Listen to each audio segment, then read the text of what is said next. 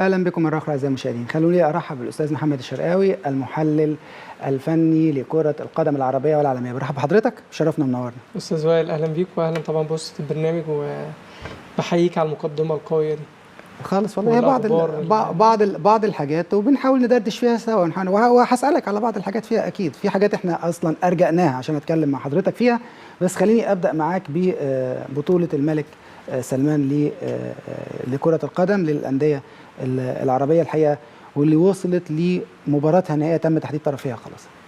في البدايه فكره البطوله نفسها فكره قويه، ان انت تجمع ابرز الفرق العربيه ويظهروا بالمنظر الفني اللي احنا شفناه ده. وطبعا كان تمثيل نادي الزمالك بيمثل مصر في البطوله.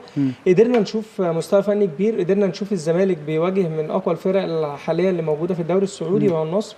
بيمتلك لعيبه بحجم كريستيانو رونالدو وساديو ماني وبروزوفيتش، فكل اللعيبه دي اسماء كبيره وخبرات كبيره، والزمالك كان عامل مباراه قويه جدا. واجه فرقتين على فكره كانوا موجودين في الدور نصف النهائي. الشباب كان بيلعب مع الهلال وخسر النهارده 3-1 في الدور نصف النهائي، ولعب مع النصر. هو كان الشباب فاز عليه وتعادل مع النصر. لكن في البدايه بنتكلم ان الظهور نفسه لنادي الزمالك كان ظهور قوي، شرف الكره المصريه. اخفاقه بس في مباراه الشباب هو اللي كان اثر عليه، وكنا اتكلمنا على قبلها ان في مباراه المنستيري الزمالك ظهر فنيا هجوميا قوي، ولكن كان عنده بعض الاخطاء الدفاعيه اللي لو واجه فرقه بحجم الشباب او النصر كان هيظهر هتعمل له مشكله، المشاكل الدفاعيه.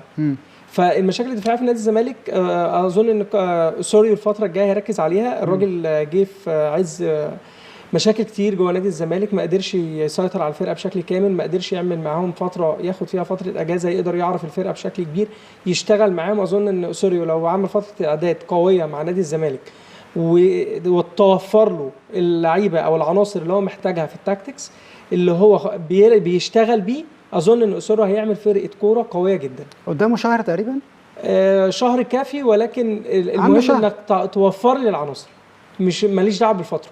افرض انت اديتني شهرين مش شهر، بس ما وفرتليش العناصر اللي انا محتاجها، هنفذ التكتيك. تقصد التعاقدات أيوة.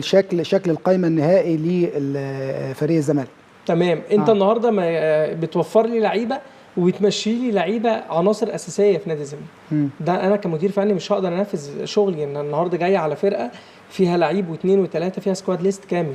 فانا النهارده لما يخرج مني لعيب بحجم زيزو، او لعيب بحجم فتوح، او لعيب بحجم امام عاشور، او لعيب بحجم الجزيري، او اللعيبه دي اعمده في نادي الزمالك او بيبني عليها لعب في نادي الزمالك. طب امام خرج، هو تاكد خروج زيزو؟ زيزو في مفاوضات بنسبه 90%، زيزو ممكن يخرج من نادي الزمالك، ودي هتبقى مشكله كبيره لاسوريو. طيب خرج زيزو، هل انت هتجيب لي البديل؟ هل انت عندك فتوح خرج بنسبه كبيره؟ برضه فتوح هيخرج. هي المشكله مش تخرج، المشكله مش ان انت عادي طبيعي يبقى اي فرقه في العالم مش في مصر بس ان انت تخرج نجم واثنين وثلاثه، ولكن تجيب اثنين وثلاثه واربعه زيهم بنفس المستوى الفني. هل ده هيحصل؟ طب ما حصلش، ساعتها انا مش هقدر احاسب اسوريو. انت هتحاسب اسوريو بايه؟ بالامكانيات اللي انت وفرتها له. النهارده انا ما وفرتش لاسوريو كل احتياجاته. استاذ محمد، المشكله مش في حساب اسوريو على فكره، هو لا يعنينا ان اسوريو اخفق ولا لم يخفق. اهي مجموعه من البطولات، المفروض ان الزمالك من الفرق التي تنافس على اي بطوله تشارك فيها، صح كده؟ تمام. الزمالك عنده بطوله الدوري، عنده كاس رابطه، عنده الكونفدراليه، دي كلها بطولات. الزمالك لما بيدخلها مش بيدخلها علشان يأدي، لا، ده هو بيدخلها للمنافسه للحصول على لقبها. هو موجود في الكونفدراليه، اذا هو بينافس على لقب الكونفدراليه. بيشارك في الكاس، بينافس على لقب الحصول على الكاس. ده محتاج ادوات لأسوريو. هي مش قصتي ان حاسبه، يتحاسب في نهايه الموسم، وهو مدير فني كويس، بس هي الفكره مش في الحساب، هي الفكره الزمالك هيبدا شكله عامل ازاي عشان هيديني نتاج ايه في الاخر، صح كده؟ تمام. باختصار مجلس اداره الزمالك لو فضل، شكلك مش متفائل، انا حاسس كده. ما هو لو فضل، بص خلينا نتكلم بلوجيك اكتر. هو ايه اللي متغير؟ مدير الفني بيروح وبيجي، صح؟ صحيح. دي اكتر من مدير فني. اللعيبه بتمشي، صح كده؟ طيب ايه المشكله الاساسيه في نادي الزمالك؟ بمنتهى الصراحه فلوس. لا، مجلس اداره نادي الزمالك نفسه مشكله. لا مش فلوس. نادي الزمالك فيه فلوس. مشكله نادي الزمالك الفعليه. طب اقول لك فلوس ليه؟ طب سيبني اوضح لك. طب اتفضل. سيبني اكمل لك. اتفضل.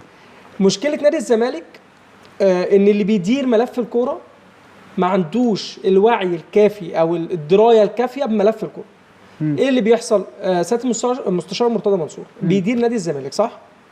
بيديره اجتماعيا افضل رئيس نادي جه في تاريخ نادي الزمالك، وطور جدا في النادي اجتماعيا، وقدر يجيب حقوق لنادي الزمالك في حاجات كتير قوي، منهم ابرز الحاجات المحلات اللي كانت متأجرة بايجارات قيمه ضعيفه جدا، زهيده وزاد، وقدر يعدل عقودها، وقدر ده يعمل ده حقه ويتحسب له. ودي الحاجات الايجابيه اللي فعلا نلمسها لنادي الزمالك وشفناها في نادي الزمالك.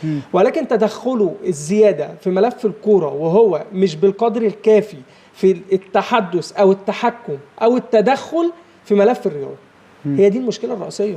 غير كده اي مشكله او اي حاجه هنقولها بعيد عن المشكله الرئيسيه. دي المشكله الرئيسيه بالنسبه لي. طب اقول لك على مشكله تانية وتقولي رئيسيه ولا مش رئيسيه؟ اتفضل. انا مش مختلف معاك، هو عموما هي مشكلات وجب على المسؤولين في الزمالك يحلوها. بس انا بقول لك ليه الفلوس برضو؟ الزمالك عنده اوقاف قيد بيحاول يحله لانه عليه فلوس لازم يدفعها، الفلوس لو موجوده كان دفعها وخلصت. هو دلوقتي بيحاول يعني مثلا نما الى علمنا زي ما بتتقال، يعني انه كان في جلسه ما بين مستشار مرتضى منصور واحد المسؤولين في الاتحاد المصري لكره القدم، كان بيطالب ببعض الفلوس اللي موجوده ليهم كمستحقات علشان يقدر يسد القصه بتاعت شيكابالا، الحاجات اللي موجوده اللي واقفه القيد كويس كده. فهو عليه اصلا وكده كده الزمالك فيه مديونيه للاتحاد، فحصل مش فاكر التفاصيل ايه بالظبط، بس المهم انه ما عرفش يحصل على فلوس. سمعنا برضو انه كان في جلسه مع الساده المسؤولين في وزاره الشباب والرياضه لمحاوله الحصول على قرض. فالاصل في الحكايه انا عايز افتح القيد عشان اعرف اتعاقد، هات لي احسن واحد في العالم بيدير بس ما فيش فلوس والقيد موقوف، هتجيب لعيبه ازاي؟ كده توقف ليه؟ في فلوس ما دفعتش يا فندم. فلوس امام عاشور راحت فين؟ جبت السيسي ازاي؟ لا استنى بس، جبت رؤى لا ازاي؟ استنى جبت الشنب ازاي؟ يا استاذ محمد، انا بكلمك يا استاذ اهو، محمد، انت بتقول لي دلوقتي انا مفيش هنا فلوس عشان اسالك مش عشان تسالني واجاوب لك. طيب. حتى لو انا عارف المعلومه. ما هو انا بقول لك اهو يا فندم انا ما اعرفش الفلوس كان دي في فين. انت حضرتك بتقول مفيش فلوس، صح؟ إيه؟ تاني انا بقول الفلوس لو اتوجدت يعني اتوجدت يعني ايه؟ يعني دفعت بشكل عملي الغرامات. هديك مثل اللي حصل مع اليو ديانج في الاهلي. تمام.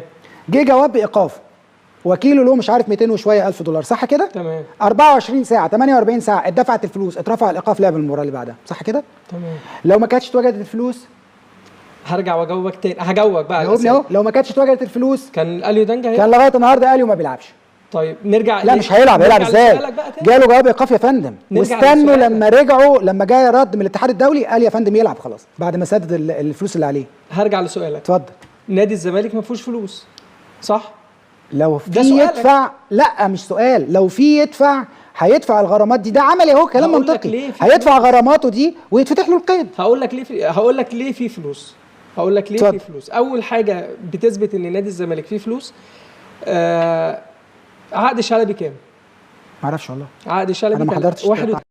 السيسي كل دول جم ازاي؟ ما هو جم بفلوس. هو في لعيب النهارده يمضي لنادي الزمالك ببلاش؟ يا استاذ محمد، وحضرتك مش عارف ان اللعيبه تضامنوا وكان شيكابالا معاهم في القصه دي ورفضوا التمرين، ينزلوا تمرين مش عارف من يوم ولا اتنين لانهم مستحقاتهم متاخره، في البعض التزم والبعض ما التزمش. حضرتك ما تعرفش ده؟ عارف ده. وعلى فكره المستشار مرتضى منصور طلع في فيديو على اليوتيوب وقال ان اللعيبه مستحمله وكان بيعاتب شيكابالا. ها؟ هرجع تاني واقول لك. اذا في ازمه فلوس فعلا، انا مش بخترعها. يعني ليه قيد الزمالك موقوف؟ ده سؤال يا فندم جاوب عليه. قيد الزمالك موقوف عشان في غرامه لوادي دجله ما اتدفعتش وغرامه لسبورتنج لشبونه ما اتدفعتش. جميل. فالمفروض ان انت الغرامه دي كانت كام وبقت كام عشان انت ما دفعتش. ليه الغرامه دي ما اتدفعتش دلوقتي؟ الغرامه دي مش دلوقتي، لا. الغرامه دي قديمه. ماشي قديمه وصلنا لغايه دلوقتي ما اتدفعتش، ليه ما اتدفعتش يا فندم؟ عشان في ازمه ماليه بسبب ان الله يفتح عليك، هو ده اللي انا بقوله. بس مش ده السبب الرئيسي، صدقني مش ده يعني انت عايز توصل للسبب الرئيسي اللي فيه دلوقتي مشكله نادي الزمالك. لا بص، تاني انا قلت لك في الاول، قلت لك ايه؟ في مجموعه اسباب، بس في سبب مهم ده يتقال عليه سبب مهم. انا عايز اتعاقد معاك دلوقتي تلعب في الزمالك وما عنديش فلوس، عندي ايقاف، مش بس ما عنديش فلوس، حتى لو في فلوس انا عندي ايقاف تعاقد، ايقاف قيد. قبلها ما انت هيدك ازاي؟ جبت لعيبه وسجلتها يا استاذ محمد ما تقوليش قبلها، والنبي كلمني عملي. دلوقتي الزمالك يقدر يأيد حد؟ ما يقدرش. لا بس خلاص يا فندم، خلي معاك مليار جنيه دلوقتي حطهم في خزنه الزمالك. حلو كده، مليار جنيه حطهم في خزنه الزمالك، هيقدر يأيد حد يا فندم؟ لا مش هيقدر. بس خلاص. طب حضرتك جاوبت اهو. ما انا عايز برضه اوصل لك ان السبب ايه.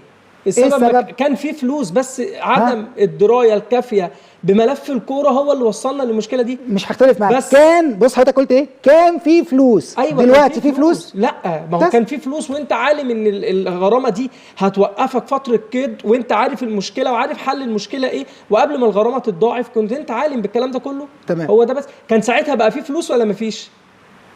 كان يعني ساعتها الغرامه لما كانت طبعا. 510,000 دولار. انا مش مسؤول مالي في الزمالك، ما اعرفش كان في ولا ما فيش. لا ما اعرفش. هو ده بقى اللي انا عايز اوصله لك، ان انا في النهايه مشكلتي مش في ان الزمالك ما كانش فيه فلوس. هو دلوقتي حاليا ما فيهوش فلوس، ولكن ما كانش، كان فيه فلوس وما اتدفعتش الغرامه، كان فيه فلوس وما في لعيبه كتير قوي مشيت. يوسف سامي نبيه مشي ليه؟ طيب حضرتك متفق معايا ان دلوقتي الفلوس هي المشكله نمره واحد علشان الزمالك يبدا يأيد لعيب عايز يتعاقد معاه ولا لا؟ بالنسبه لنا هي رقم 2 مش 1.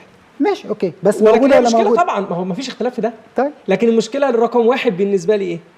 التدخل ماشي في اداره ملف. اصل خلي بال حضرتك، التدخل ده قرار، يعني ممكن الصبح يتقال ما فيش تدخل، ووجهات نظر، يعني ممكن يطلع مستشار مرتضى رسول يرد عليك في قناته او في اي حته ويقول لك لا انا ما بتدخلش. جبت الكلام ده منين؟